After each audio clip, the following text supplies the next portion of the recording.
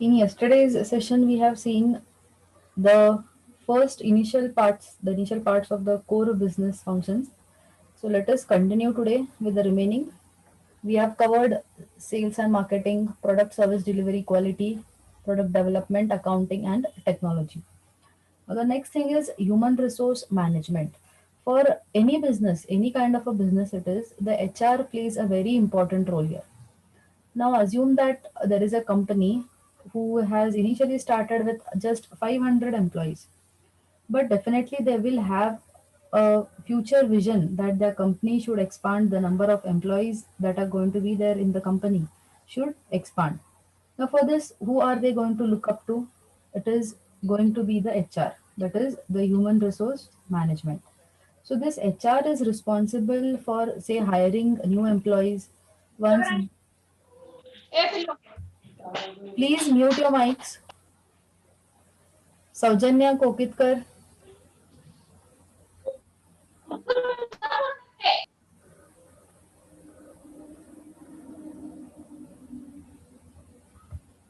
So as I was saying, this HR is responsible for hiring new employees, and once these new employees are hired, the HR should see to it that these employees are given proper training, because it is not that all the employees they will hire will have a proper experience in the particular domain in which they are employed.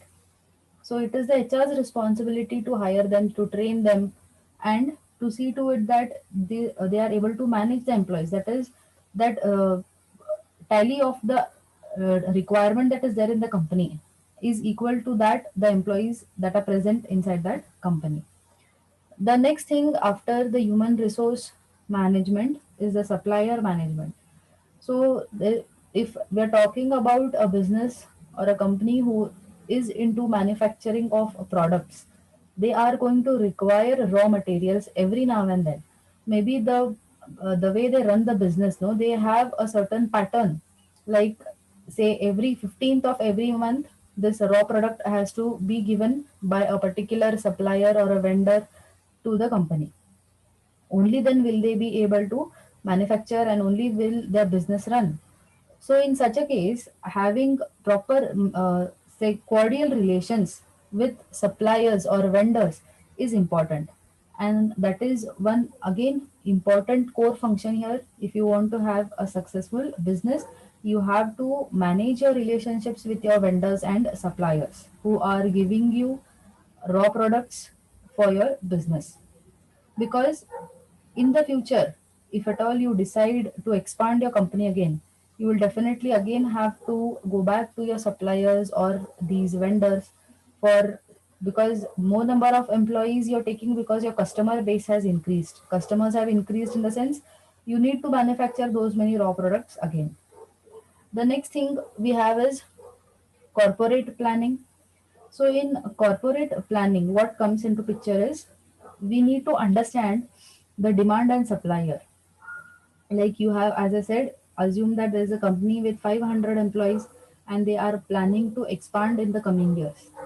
Now the manpower from 500, definitely they are planning to increase it to certain numbers, because initial setup of 500 is fine, as and how with the years progressing they will require more number of manpowers. But once they hire these manpowers, they should also understand, do they have those many resources? So what are the resources that this manpower will require? What resources will the employees require? Say if it is an IT company, each of the employee that is hired will require a separate machine, because the employee is not going to get his own laptop or own desktop to the company. That will not be allowed. So in corporate planning, they have to understand that with increase in manpower, do they have those many resources? Will they be able to pay those many salaries to these newly hired employees? Do they have those many machines? Can they allocate also space? The important factor is space. Do they have that much of space available to hire new employees to keep the machines? So all these things will come under corporate planning. Then you have procurement. So what is procurement? Procurement is, when you run a business, there are certain licenses that you will require. be the assume that if it is a software business, you might have to purchase certain software licenses, like you have Microsoft, all the genuine products of the Microsoft licensing is required. If you are running a huge IT software, you will require genuine software products and genuine software frameworks. So it is important that you have these software licenses, or even it is the same thing is applicable for hardware also. You can also procure, or you will have to purchase the required hardware licenses for a particular setup that you have, or particular instruments that you have if you are into hardware business. Then we have legal and compliance. So, what is legal and compliance? Every business, every company, every organization will have their legal team. So, what is the task of this legal and compliance, or the legal team that is existing? There is, whenever this business comes into picture, it will have certain factors. One thing is, it will have, the business is dependent on employees, it is dependent on the customers. So these legal teams see to it that the relations with these employees or with the customers are maintained in a proper way. And if there is any violation happening, say from the company to the customer, or from customer to the company, the payments are not received. So all these things will come under the legal and compliance function. That is again one of the important sub core function of this particular business. Now after this, we have a little expansion of that HR, human resource management. So, what is the task of this human resource management? First thing is, every HR starts with the process of recruitment. So, what is recruitment? They will conduct interviews. They will start with the process of hiring the employees. Like you have so many companies visiting the colleges to carry the process of recruitment. They are trying to recruit the employees. They are trying to recruit, or they are trying to hire the employees. So first thing in the human resource management starts with recruitment. So in the recruitment, they have certain criteria based on what kind of company it is, or what kind of a organization it is. Like the IT companies which are there, which come to the college, they have criteria of what PUC second and 10th should be 60% and above.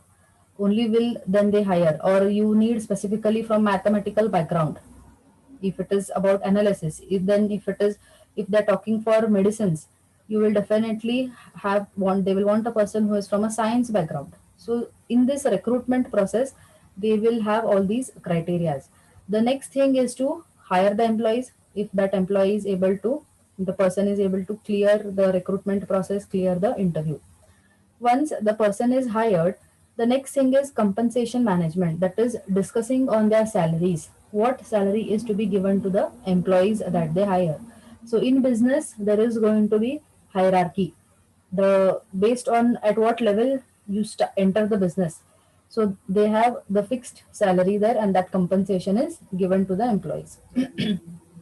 Next thing is performance management.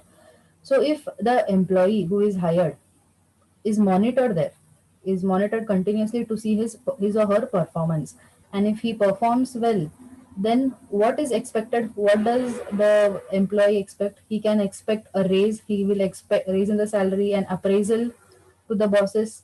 So that is why this performance management is done. And who does it? Again, the HR. The HR sees to it that the employees that are hired, how well are they performing? Are they able to cope up with the working environment? Are they able to improve themselves? If not, they are going to be given the training there. If they are not able to cope up with the environment, the working environment, then they are again given the training. So these days, all the employees, even you can ask your seniors, once they are hired into a specific company, since you are already from BCA background and you are going again into IT field, then you must have the question why again training is required, because in a course of these 3 years you have learned so many programming languages. Again, when we are going into say either Wipro, Infosys or TCS, again why training is required? We have already paid so much of fees and we have wasted 3 years to do the same training there. But it is going to differ. The working environment of the company is going to give you a different kind of a training than the training that you're receiving now. This is just uh, in terms of exam oriented or in terms of having a degree as a student. But when you talk about companies, there you have to interact with the customer, you will be in a team. So all such kind of training is going to be given by the HR. What kind of work is to be carried out, how it is to be carried out. So these things come under the HR management. The next thing we have is promotion. So every employee is going to expect a promotion. Say, like initially you joined, after 2 years, you have done very much well. You are giving the required results. You have increased their customer base also. So the company knows this, and then you will wait for an appraisal from the bosses. You will wait for an promotion. So again, this comes under HR management. The next thing is a transfer.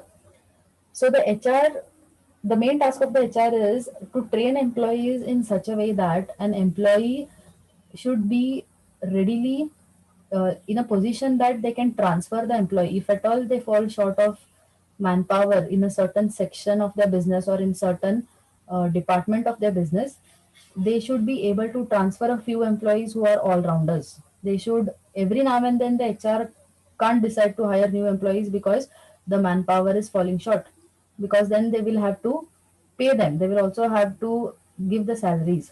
So HR's task is to see to it that which employees are in a condition wherein they can be transferred and they can carry out multiple tasks.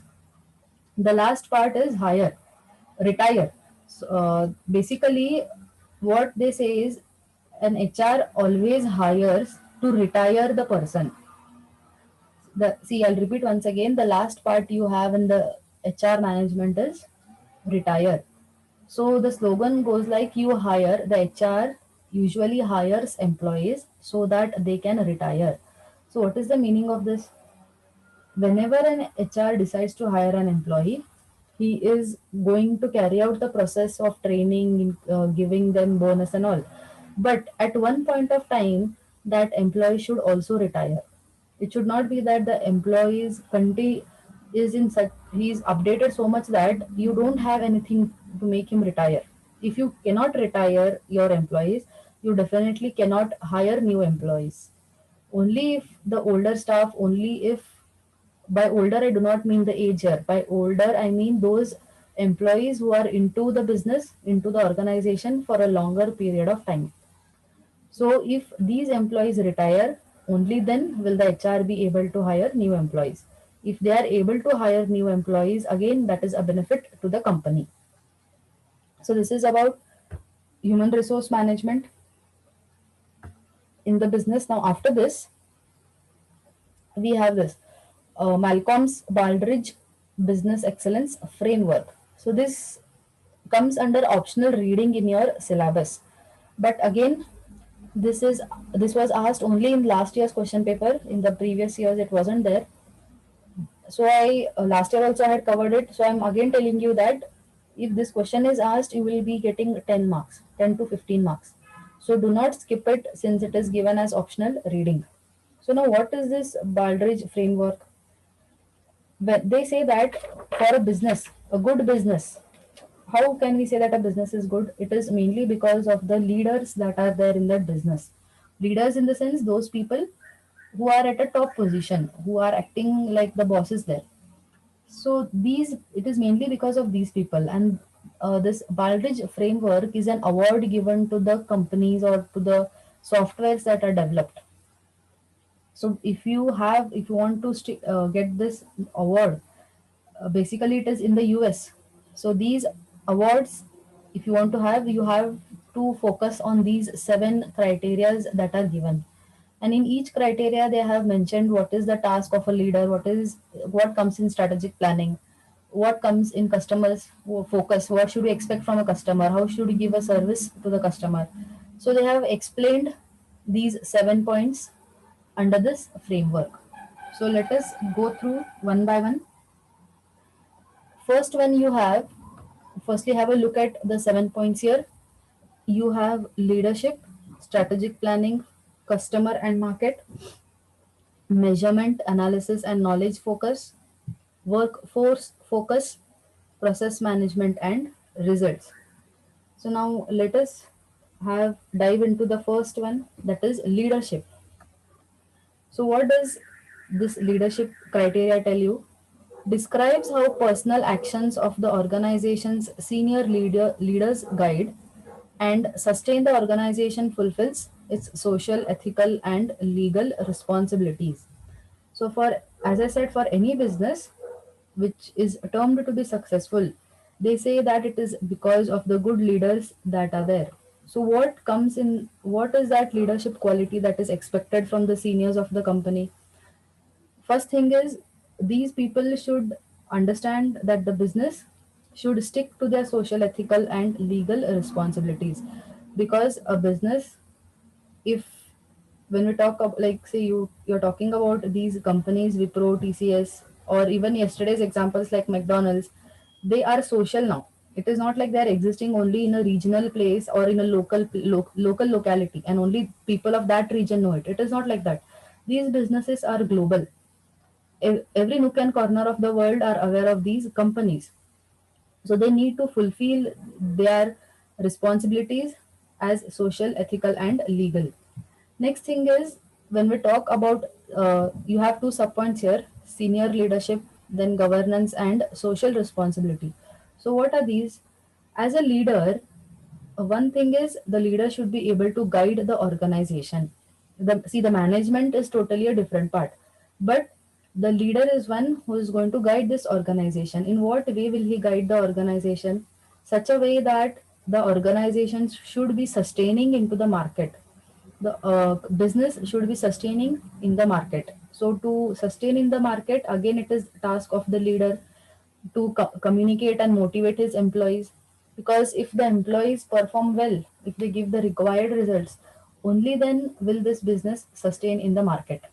Like, for example, you say you are a customer and you have again visited McDonald's. Now, the task you have ordered there, you have ordered a burger.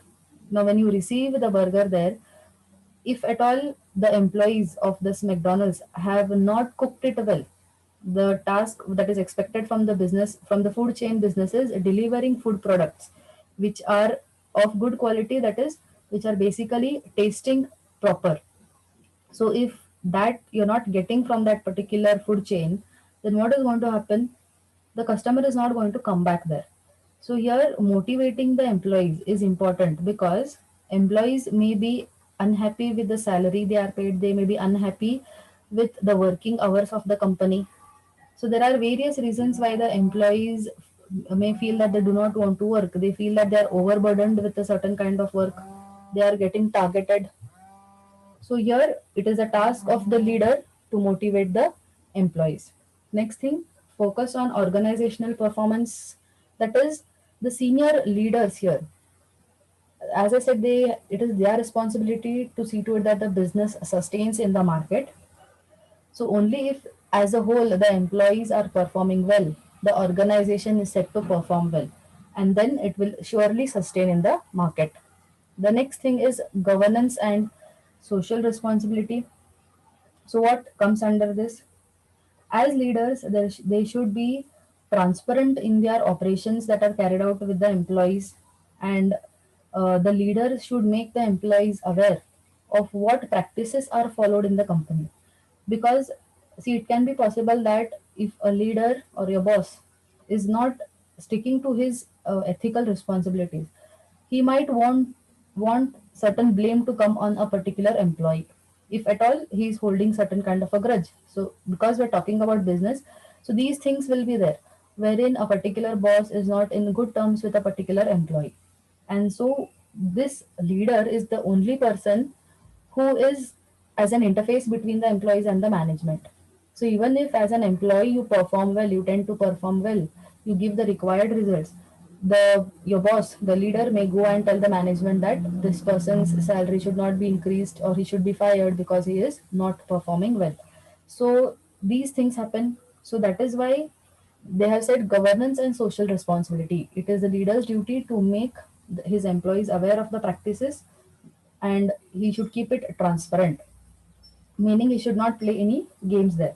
He's the only person who is accountable for management's actions. That is management's action towards the employees, because the employees are directly not going to interact with the management. It is going to be through these leaders only that the management will get to know how the employees are. So again, the leader should take the responsibility to tell all his employees to be legal and behave in a legal and an ethical behavior, legal and ethical way. Because there could be certain employees who are trying to steal the data or pass the same data to another company, which should not be done. So these responsibilities come under the first section, that is leadership. Okay, so any doubts here up till now? No, no. Okay. Now let us move to the second one. So you see here, every point will have subpoints here. And for certain things, the subpoints also have subpoints. So you have to be a little, have a lot of patience here. Even when you write this answer for the exam, you need to mention all these points. The next thing is strategic planning. So what is this? Examines how the organization develops its strategic objectives and how these objectives are implemented. So again, you have two subpoints here: strategy development and strategy deployment. So what is strategic planning? For any business to run with the given timelines, a proper strategy and a proper planning is required. That is, to meet the objectives. What are the objectives of a business? If I will take a business that is currently that currently you all are aware of, say the manufacturing or production of vaccines. So what is the objective of such a kind of a medicine, or what is the objective of such a business? That they should be able to manufacture the required samples of these vaccines have to be, I mean, timely delivery of these vaccines is important. So for this thing, they need to follow a proper strategy. That is, how, from where do you get the raw materials, and on what time these raw materials come into picture, and by till what date should they should collaborate with these suppliers and vendors, and then so on. So for this strategic planning is required for a business. Then you have two things there: strategy deployment and development. So in the development part, you have to understand first of all what are the needs of your stakeholders. So stakeholders in the sense here, the customers that are present in your business.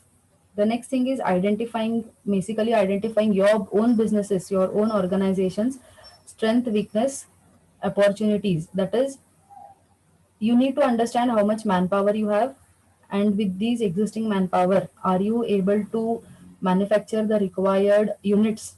Then what could be the weaknesses of your business? If you are uh, falling short of employees, you're falling short of resources, you just can't take the contract of manufacturing these vaccines. Next thing is, again, in the business you have risks. What are the risks associated if you fail to satisfy your stakeholders? What risk will be involved there? Next thing is strategy deployment. So what is strategy deployment here?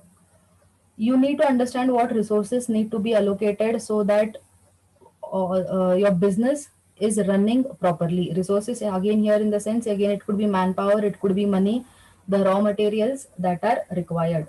So if you have proper planning for these, only then the long term goals, or say the short term goals of a particular business, are going to be satisfied properly. So the success of the business again will be measured by these 7 points that we have. So we have done with the only first two. Once all these 7 points are over, and as a business you are following all these steps, you are able to satisfy all these criterias, you can apply for this excellence framework and get that particular award and get that grade.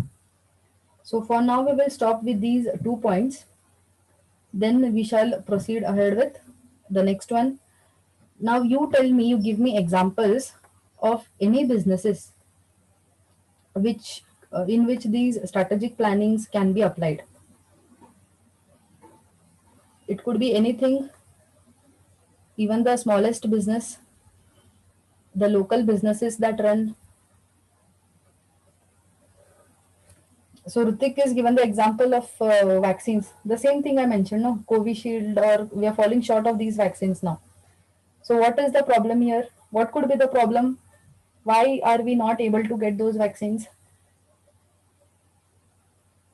Because of lack of management, proper management. Uh, Means lack of management. Like what? Where have they failed in managing? In managing, what have they failed? Okay, Nilesh is saying production is less, but why is that production less? See, Because firstly, of like lack of communication between the government and the like companies. no.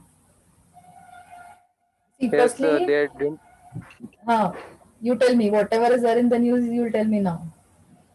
No, no, The Hmm. like manpower is less. Manpower is less. We are having see only two companies who are basically in the Pune. They have given the contracts. The tenders are given to two companies who are manufacturing these vaccines. Now the problem is what, the population is so much and production is less. Why it is less? Only two companies are manufacturing. Can these two companies who are with a limited employee base, can they manufacture crores of vaccines together within just say 1 month or within 2 months? It is highly impossible. So what could be one solution? They could have planned it properly, like these many vaccines will be given only to these age group, and once this is done, we'll shift to the lower age group. But they didn't do that. They started with 60 above. Suddenly, in between, they started with they said 45 plus is also there. Now they came up with 18, and suddenly again they stopped. So there is no strategic planning here. They have not planned it properly. Next thing is, one more thing they could have done is they could have given this formula, the formula for creating that vaccine, to some other health medicine companies also. Maybe if there are 10 companies involved, the production will increase, no? Rather, putting the load only on two people, if it is given to 10 people in the same amount of time, the number of units manufactured could be more. And we would not fall in short for these vaccines. One reason is this. Again, you can tell me what you feel, what could be the reasons, or tell some other businesses also wherein you have seen they have fallen down due to lack of this plannings or due to lack of leadership. Micromax. Ice Messenger, Micromax, yes. Ice Messenger, Ice What? Messenger, Which I'm not able to hear. Big Ice Bazaar. Messenger right now. Your voice is echoing us. That's why I'm not able to hear what you're saying. What about Micromax? Why did it He's saying fail? about Hike Messenger. Hike Messenger, yes. So why did Hike Messenger or why did this Micromax fail?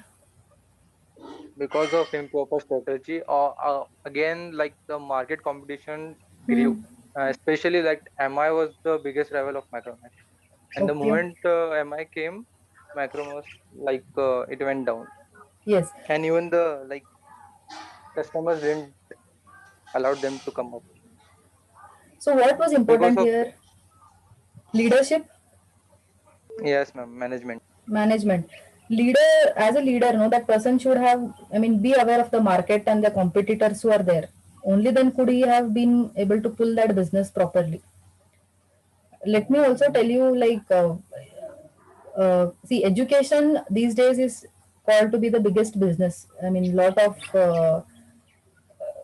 earning, lot of money is involved in this education. So they are calling education also to be a kind of business now. Now you have so many colleges. Why do you? I mean, why would you go prefer to the RV college? You have heard of the RV college in Bangalore. Why is everyone preferring there? Why you don't want to go to some XYZ college? Because of the leaders that are existing there. They have understood the market. The students that come out of college are market ready. One important thing is the students involved in the college should be market ready. That is, at the end of the degree, they should be in a position to have a job. Not that after the degree you again join some courses, do some certification, and then wait for the job. So any businesses you take, you will find these factors. So that is why this Baldrige framework, no, very only 2 or 3 companies have been able to satisfy these criteria. You can look up for this on the internet. The university, one university they have mentioned. नहीं नहीं रे So you can drop in your attendance and any discussions we can continue here in the meanwhile.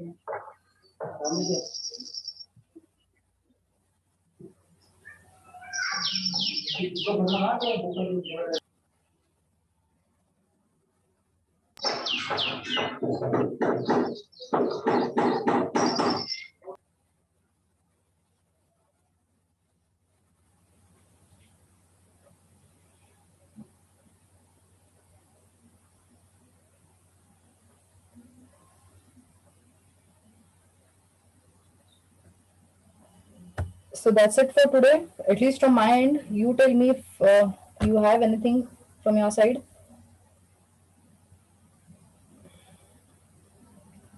No, ma'am. Okay. So we'll end the session here and we'll continue with these remaining framework points in the next class.